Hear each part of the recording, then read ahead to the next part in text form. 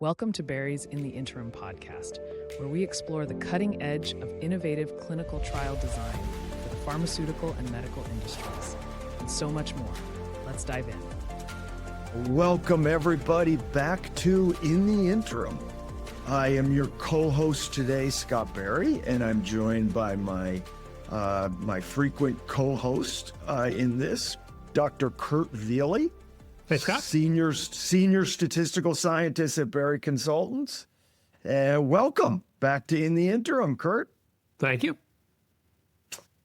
Okay, normally when we do this, I try not to say what the date is. The podcast comes out at a particular date. We try to hide that. I have a holiday sweater on today. This will come out near the holidays, 2025. But I think the timing of this and letting people know when we're recording this is important because this is a developing story.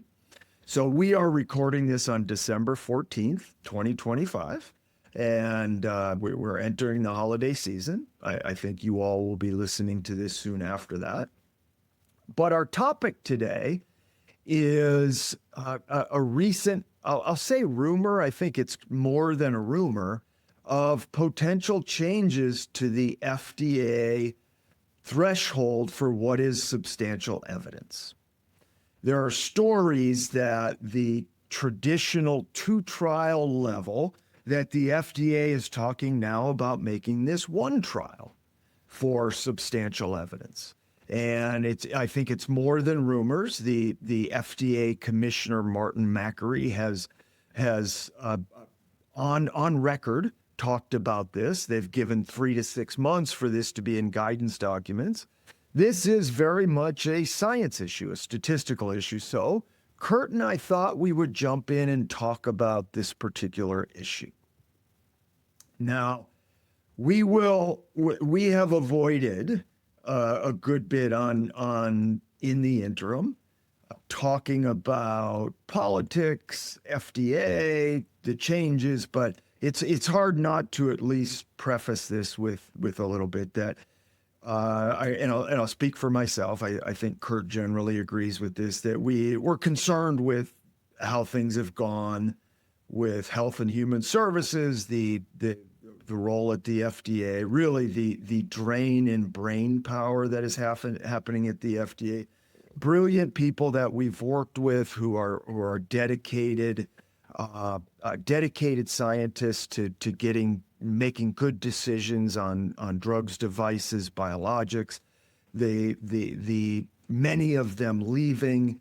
We're concerned that the interpretation of evidence is changing, and this really is our lane, where we design questions, we design experiments to answer questions about whether drugs, devices, biologics are safe and effective. We ask those questions of Mother Nature, and then we analyze the answers that we get. And this really is our lane, and we're concerned that decisions may not follow the evidence. You can point to acetaminophen, for example, in the role in autism, that it could cause autism.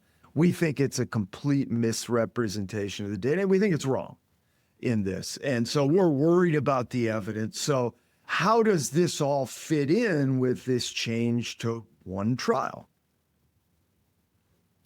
So to step back a little bit, it's a really interesting history, actually. In 1962 was the Federal Food, Drug, and Cosmetic Act that largely brought into the regulations that in order to get drug approval, you needed to demonstrate substantial evidence of effectiveness.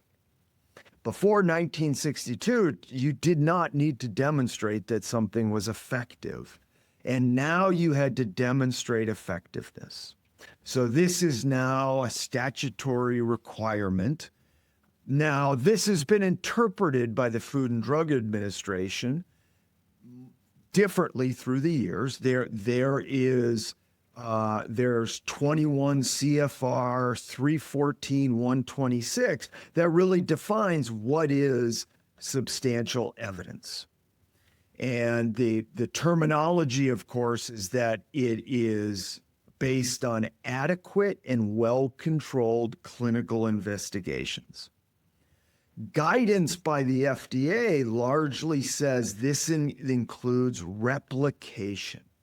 And this has been interpreted to mean two independent, adequate, and well-controlled clinical investigations. What is referred to as the two-trial level. What that means is generally when a company wants to get a drug approved and demonstrate effectiveness, they run two separate phase 3 trials, each one of them demonstrating clinical effectiveness.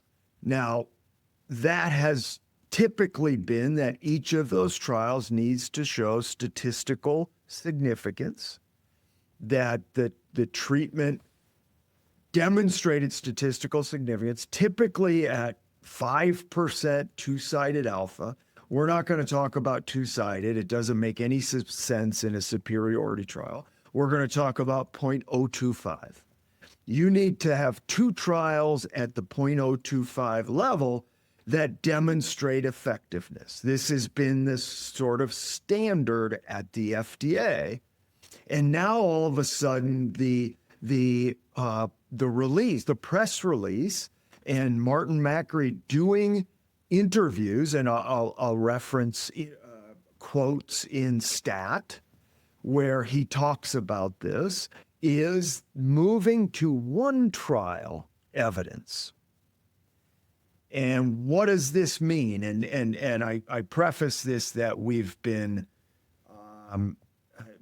not agreed with a lot of what has happened at the FDA over the last year. We're concerned about it. Does this fall into that? And our views from a statistical standpoint on this. So have I set up the problem reasonably, Kert? I think so. Well done. I think, what's one thing to say about the history here is that this actually has done a good job over many, many, many drugs, some exceptions, in terms of putting effective drugs on the market. If you go back through the history of drugs that have been withdrawn from the market, virtually all of them are for safety issues, not efficacy. And they're often safety issues that require enormous amounts of data. So go back to the Vioxx situation where, 1,000, 2,000 patients isn't going to find the Vioxx safety issue, but 100,000 patients in post-marketing does. That's an example of something coming off the market.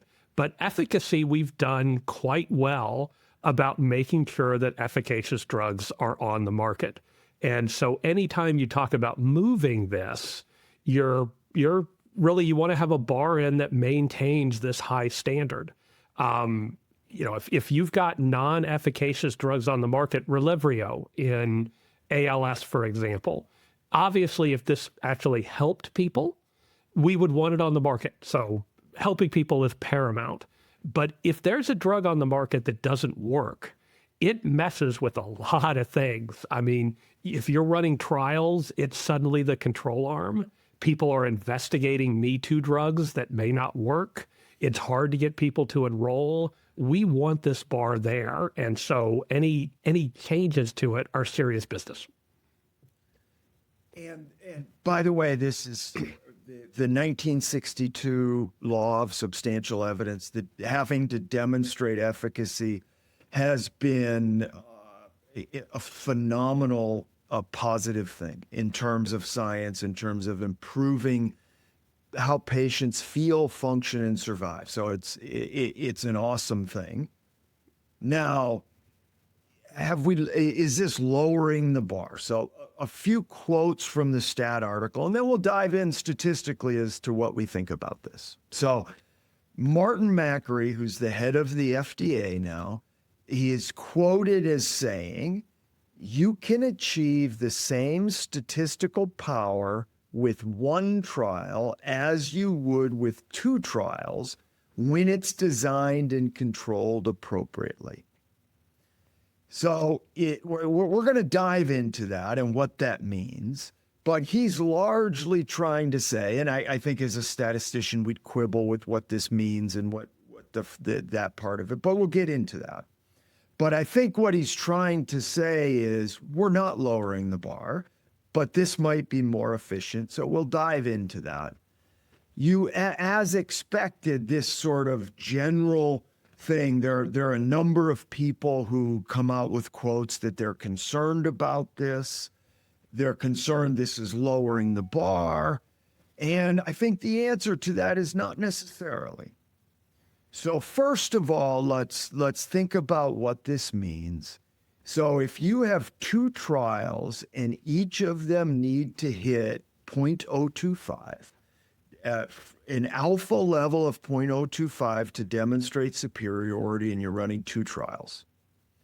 Many of the times, a pharmaceutical company runs two trials that are arbitrarily two trials. They simultaneously have 60 sites that enroll a trial, let's call that the blue trial, and then they have 60 sites that enroll patients, and they call that the red trial. And each of these trials needs to show 0.025. That is not uncommon that happens. We'll talk about other scenarios where they really go into different patient populations and what that means, the breadth of this, but it is a very common situation that a sponsor will run those two trials simultaneously. So what does that mean for evidence when both of those need to meet 0.025 and analyzing these as completely independent things? I've always been very uncomfortable with the fact that we analyze these trials this way. Yeah, I mean, you end up with, there are lots of different data sets you could end up with. If both the trials give you p-values of 0.0001, everybody's happy. There's no questions. We could approve the drug. But often what happens just by random chance is one of them's more convincing than the other. So if you got 0.001 in one of them and you got 0.026 in the other, so now technically you won one and you lost one. Of course, this gets into all the dichotomania terms and so on. But you've lost one by definition. Clearly, that is better evidence than if you got two 0.024s. So in terms of if you were to analyze them together, do a meta-analysis, combine them in any way you want, 0.001 and 0.026 is better than two 0.024s. So you're not taking into account this dichotomization twice. It's missing a key part of the evidence, and you want to do those together. And of course, going to one trial just says, hey, let's smush them completely together is one way of handling that. And so I think where you were headed with this is what that means for a single trial pooling. Yeah, so think about it. And a fun thing about doing these podcasts, and it's so different for me, is for many years, we've given talks on statistics, and we can use as a crutch slides. We can put formulas up, we can show graphs, and we can talk to those. The podcast, we don't get those. And I think there's actually functionally ways we can add them, but many of you consume this purely audio. So we're going to try to describe this a little bit. So what Scott's telling you right now is he has a really cool graph that he can't show. Dad, I'm going to describe it. So, and let's go away from the p-value and let's go a little bit to test statistics. And all this means is how many standard deviations from zero difference are the results in your trial. And if that's 1.96 and above, where we have a a normal distribution for the outcome, and many of our test statistics are normal, that if you see 1.96 test statistic or above in a single trial, that means the results are essentially 2 standard deviations from zero. That reaches historical statistical significance. And then if you run 2 trials, so think of an x-axis and a y-axis for your test statistic that you observe in trial 1 and trial 2. What is successful, according to the 2-trial rule, is a kind of box that goes up, and let's call it 2, from 2 and above to the top, and 2 to the right. It's a square. Now, what's odd about that, and Kert gives an example where you could have a very, very high test statistic, incredibly low statistical significance, 0.0001, but the other one is 1.9. And that's a very high level of significance, but it doesn't meet the 2 trials. It doesn't fall in the box. If you were to analyze these trials in a combined fashion, you ignore the fact that we have this arbitrariness to the 2 trials, and we analyze them together, which I'm a huge fan of. I think we get better answers if we do that. Now, anything up to the right is positive, and what you get across the 2 trials is you get a positive trial that falls above the line y equals minus x, where really what you're doing is you're combining these together, and it's stuff above the line perpendicular to the line y equals x. Now, I don't know if that makes sense to people, but have I described that, Kert? I think you have. Okay. Now, the whole point to this, if we're going to take these 2 trials, suppose we're going to run exactly the same sample size that we would in 2 trials, and I think this is what Dr. Makary was trying to get to, that if we run exactly the same sample size, but we analyze them as 1 trial, what does that mean overall? If we were to see exactly a 0.025 p-value, just barely epsilon statistical significance in both trials, and we ignore the fact that they're 2 trials and we analyze them as 1, the test statistic for that 1 trial is 2.77, which is a p-value of 0.00277 overall. And so is certainly statistically significant at the 0.025. And that level of evidence is 0.0027. Now, what's interesting about that is what is the line and when do you define significance with 1 trial? If we were to do 0.025 with 1 trial, we are very much lowering the bar, a substantial amount. What is common, by the way, commonly in the FDA, I should be careful with commonly. I saw reports that it is reasonably common. Almost 50% of drugs that are approved are based on 1 trial plus additional confirmatory evidence. There are many circumstances we've been to the FDA where we've asked for 1 trial. Get away from this arbitrariness of a red trial and a blue trial. And the FDA will say, okay, you need to, with 1 trial, you need to hit 0.025 squared, 0.000625. As though that's a similar amount of evidence to the 0.025. And that's been done. And so maybe this is just making that more clear that 1 trial of 0.000625, personally, I think that's better.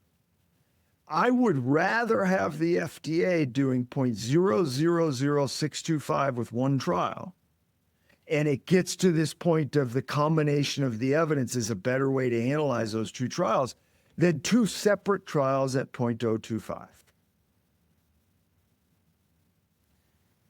No, but I mean, I agree with this completely in terms of, the you end up avoiding all these artificial spots into the trial. You end up with a larger set for subgroup analyses rather than having to worry about two groups and two trials and meta-analyses and various other things. You have lost the breadth, and we've promised we're going to come back to that because it's a key part of this. You also get the ability to potentially lower the sample size of the trial. If you need to win a 90% powered trial and you got to win two of them, you have 81% power for your phase 3 program. If you need to hit 0.00625, if you just double the sample size, you get back up to, 91.5. We did all these calculations before the podcast. But 91.5% power for your program. So you could either take the increased power, you could run an adaptive trial and save sample size. If you wanted an 81% powered program, you could also basically run 80% of the subjects. So all of these are aimed at, you get an equivalent type 1 error rate for society, but you get, what in my opinion, a more realistic analysis of the data, and it's a little bit smaller at the same time, which has value as well, as long as you're not lowering the bar. Yeah. So let's sort of repeat that for somebody who's driving to work. If you run two trials that are 90% powered, each trying to hit 0.025, that's the standard today. And they're independent, so assuming a particular effect size that gives you 90% power, your program has 81% power. Using one trial, but hitting 0.025 squared, 0.000625, you can enroll 80% of what you would have to enroll with two trials to have the same power of your program.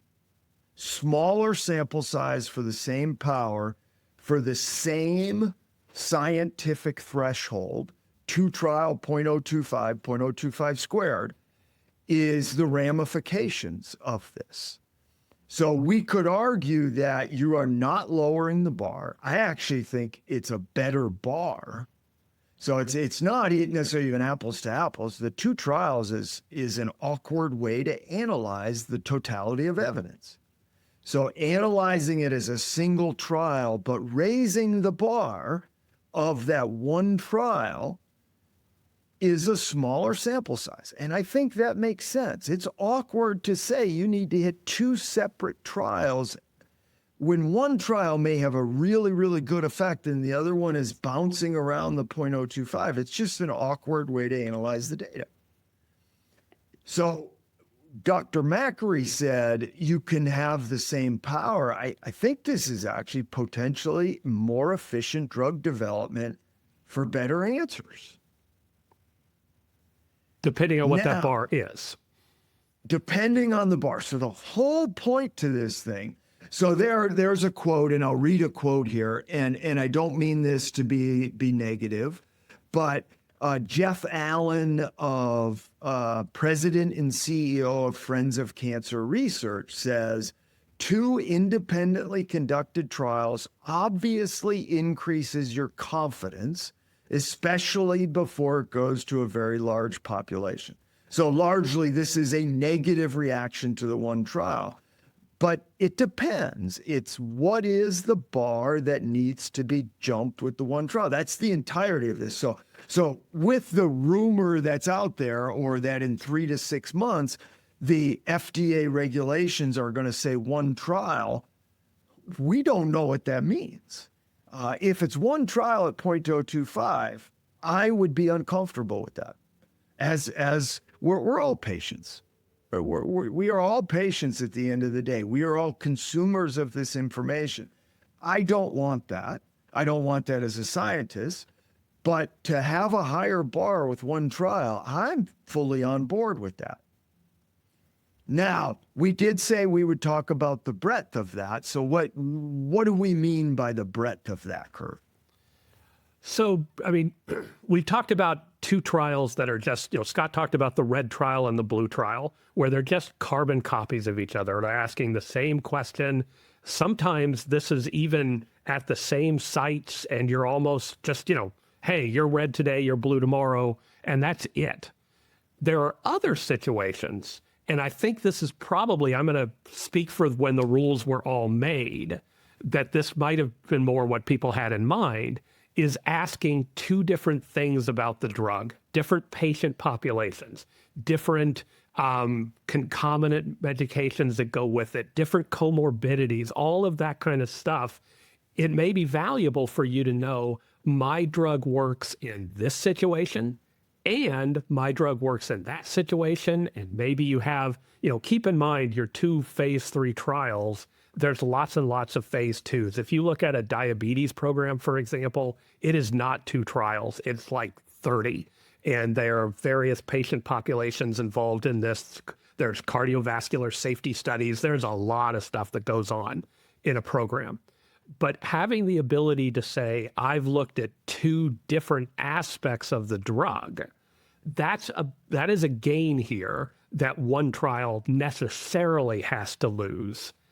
I think what we've been arguing here as well is, in some cases, that's not happening anyway. And so we might as well be efficient about when we don't have that breadth. But certainly if you need that breadth, this is going to be a big deal. This is a lowering the bar when you had breadth and you're now not having breadth.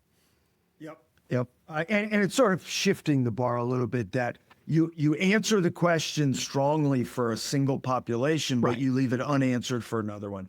Now, sponsors have an incentive to add to the label. So if you run a trial in a patient population, the FDA will say, okay, and you demonstrate safety and effectiveness, on the label for the drug, it says this is indicated for treating patients A that you enrolled. But it doesn't say anything about B, other patients that could have been enrolled. Now, doctors can use it off-label is the term, but they're sort of left without the right information to know, and they have to scientifically judge that. We would all love to see this investigated across the wide breadth and figure out who should and should not get the treatment. Now, I think it brings out really interesting things about one trials is I think we're going to, in that one trial, we may start to enroll a broader population. And then we've got to decide how are we going to analyze this. The different populations, almost like a basket trial, is going to be really important within the one trial. Do we do a pooled analysis of everybody and then we do subgroup analyses? How do we do that to appropriately label something, I think, is going to be more important than it was with 2 trials. And you may see more of these situations where companies get a more narrow label to start, and then you've got these expansion trials that may happen later. And it becomes an interesting question over what should the bar be on that when you have this, there's a baseline evidence this works for someone. What do you have to say it works for someone close to the original label, but not in it? Yep. Now, in the world of Bayesian, in a way, if we think of this from a Bayesian perspective, and what may make us uncomfortable, if drugs that start clinical investigation, there are many drugs that start preclinical investigation, and in a test tube, they look to see if they have the particular effect. But by the time they get to clinical investigation, sort of 10%, 5 to 10% of these drugs eventually demonstrate success. We would be very uncomfortable if, as they start clinical investigation, the only clinical investigation is a single trial with 2.5 as the hurdle, because the rate of drugs that are approved that are actually effective is not that high. It's almost like 2/3 because many more drugs are ineffective and you get false positives from that. Yeah. So we would be very uncomfortable with that. But what if I know they're blowing up a whole bunch of things at the FDA. It's very uncomfortable. It's very worrisome. But what if they turn this into a Bayesian investigation curve? And this is hypothetical. I don't think they're going, where this one trial is almost a totality of evidence. And we start with a prior probability that's 5% or 10%. And as these trials go on, that is updated. And maybe we need to hit 99.9% at the end of the day. That's sort of a 0.001 or maybe 99.93 level. And that could be one trial that demonstrates that. That could be a couple trials. But this turns into a Bayesian drug development paradigm. Is that possible? Well, I mean, at some level, it's already happening. Certainly, whenever we do any kind of historical borrowing of other clinical trials, what we're really saying is, it's instead of if we walked in and said, we need one trial with a certain level of evidence, and now we're saying, okay, but we've already got, trials A, B, C, and D. For example, data on the control arm in our study. We know a lot about how this works. So now the question is, if our current trial is combined with A, B, C, and D, can we create a bar that says the totality of the evidence equals what would happen from that one trial? And, if trials A, B, C, and D add value, then the bar should be different. And I'm not saying it's lower. I want to be really careful about that. But the bar for one trial is going to be different than the bar for 5 trials put together because there's more evidence in the 5 trials. You need the trial you're doing right now to do less because you already have some evidence. So in that respect, it's already happening. I know something that's also, near and dear to your heart is the idea of, this 0.05 in general. Does this make sense for different diseases? Certainly there's a bigger need for drugs in certain diseases. There is a different benefit cost. I mean, if I'm talking about a treatment for a headache, I need that thing to be awfully darn safe. If I am going to die in 2 months without a drug, I'm more anxious to say I'm willing to experiment and this is it. So, I know that Andrew Lowe's done stuff on this and that's gone further as well. And at some level, that's separate than this discussion over, what we're talking about, what would make a 1 trial bar look like a 2 trial bar. But there's a whole different discussion over should that bar change indication by indication. Yep. And if there's a drug out there for acute stroke, which is reasonably common, or obesity, or diabetes, thousands or millions of patients will take that as opposed to a very rare disease where there are only 100 patients. And the bar should be different in these. But the one trial part of it now is almost trying to get to this totality of phase 3 evidence. Goes into a single analysis of that. It's not that big of a stretch to make this more than just the phase 3. Maybe this is part of phase 2. I actually think the ramifications is we'd run better phase 2 trials, which I think would be nothing but a good thing. I don't think we're going to get there. I don't think Dr. Makary is going to bring Bayesian into this circumstances. I think this is largely just a reframing of phase 3 trials. It may not even have that large of an effect, but it may lead to smaller phase 3 programs. Well, some of it, we talked about in ways this is already happening.